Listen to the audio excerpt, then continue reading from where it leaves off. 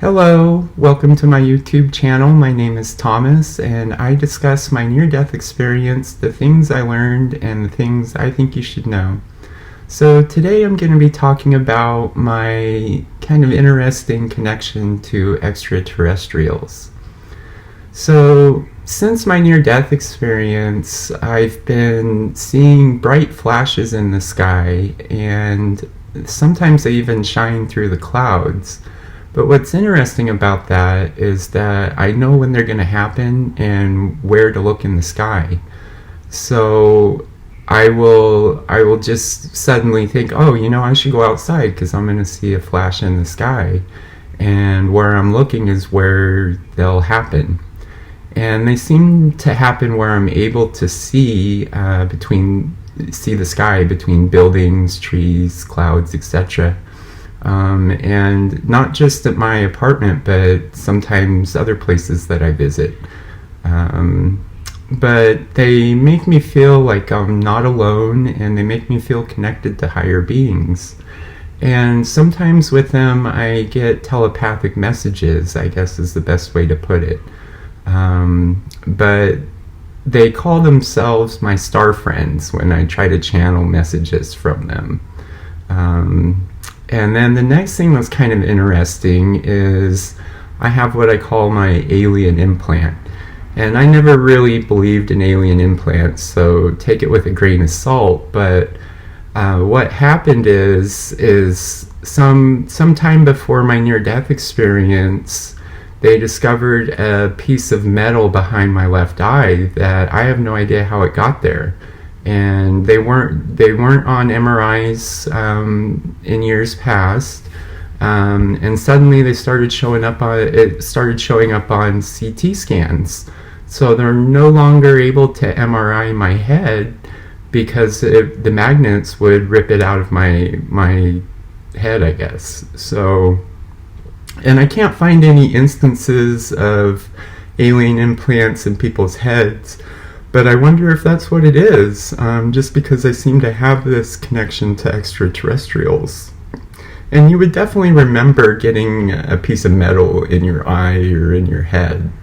I have had a dream, it feels like a dream, but it was very real, about being surrounded by these tall gray aliens that were looking down on me.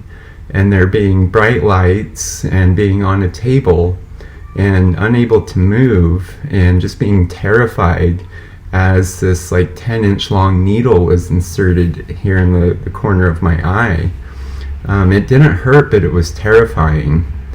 And then what else is interesting is Stephen Hawking warned me of extraterrestrials in my near-death experience and of their technology. And I wasn't aware of it before my near-death experience, but his last published paper was a warning of the potential threat extraterrestrials visiting Earth might have. I think he talks about them enslaving mankind. And what's kind of neat about that is that Stephen Hawking, well, it's not neat that he died, but it's interesting that he died within a couple days of my near-death experience, and that we both had to go before this court, and this higher celestial court, and present our cases for why one of us should be allowed to come back. And I guess because I was younger and hadn't had a chance to make an impact here on Earth, and he's done all these great things, that it was me that I was allowed to come back.